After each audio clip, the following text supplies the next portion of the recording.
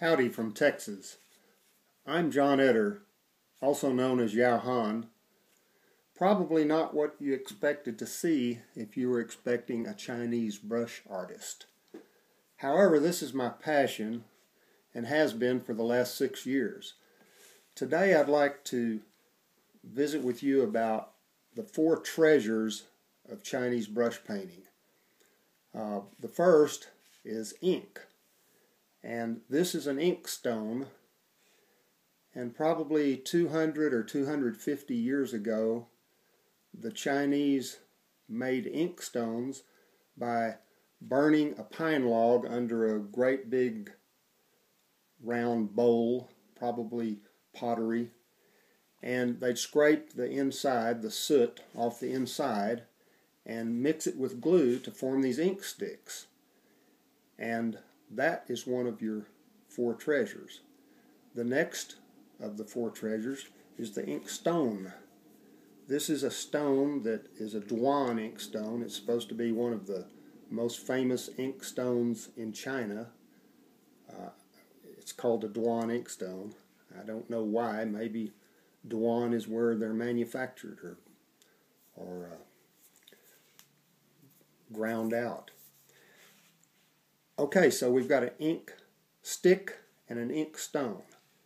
And I have a fancy dipper here.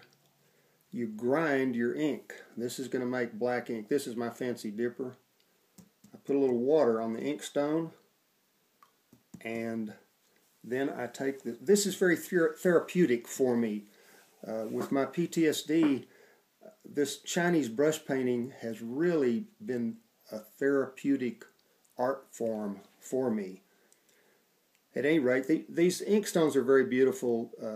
This is a dragon and phoenix, and you can see the carving. It's beautiful. Every ink stone and ink stick, everything that is made in China seems to do with the Chinese brush art, seems to be very beautiful to me. So to make the ink, you take a flat end of this ink stick and grind it on the ink stone. You can't really see what I'm doing, but I'm just making circular motions on the ink stone with the ink stick, and very soon it comes up with a black color. I'll show you a little later what it makes when we get to the 4th of the 4 treasures of Chinese brush painting. Alright, I've got enough ink ground now, and the next thing I'll do is make sure I dry off the ink stone before I put it away. It'll stick to something. Remember, it's got glue in it.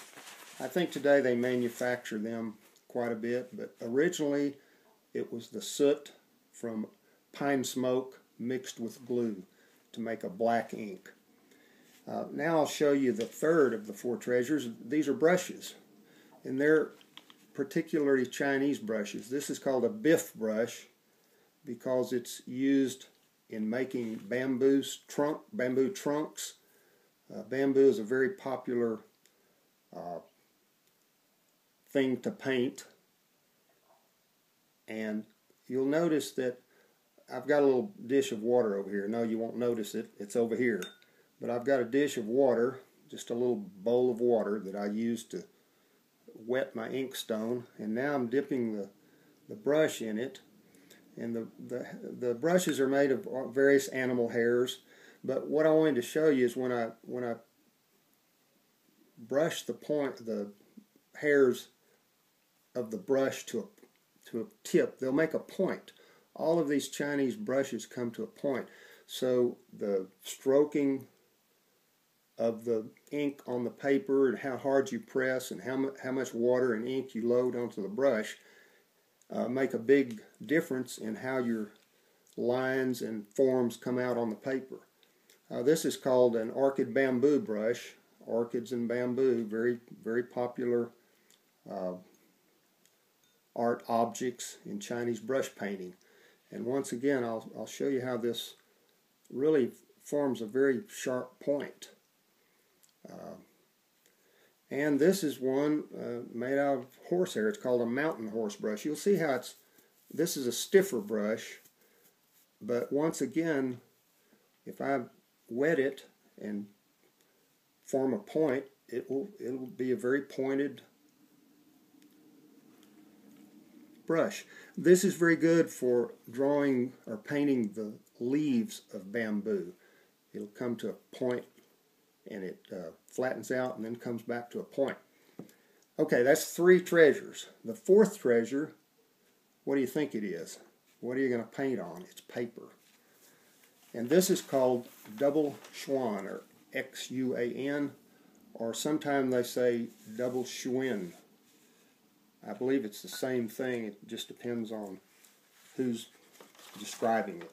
Now, I love to tear this paper. I've never used scissors.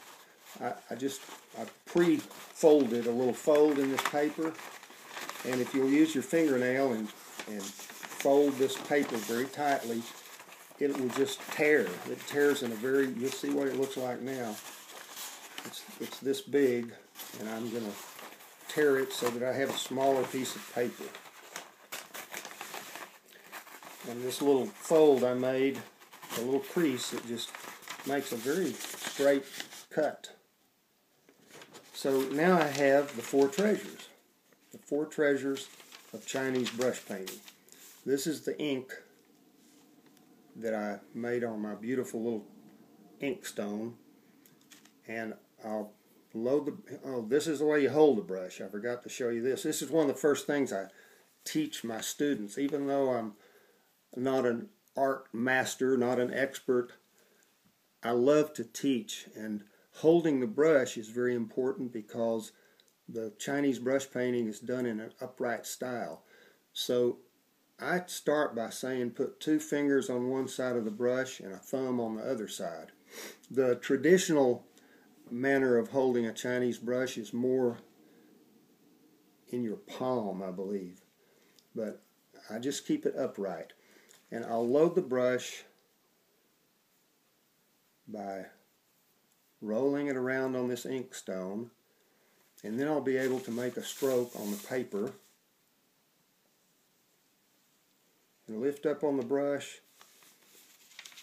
and it comes to a point. I started off and pressed down a little bit, and then I lift it up, and it comes back to a point to form the point on the end of that stroke. So that's the business about the 4 treasures of Chinese brush painting. Ink stone, ink stick to go on the ink stone and make your ink by rubbing the ink stone with a little bit of water, the brush, and paper. The 4 treasures of Chinese brush painting.